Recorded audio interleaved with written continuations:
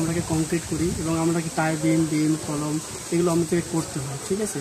তাহলে আমরা যে টাইবিং করি, এখানে দেখা যাচ্ছে আমরা আজকে টাইবিং করছি, ঠিক আছে।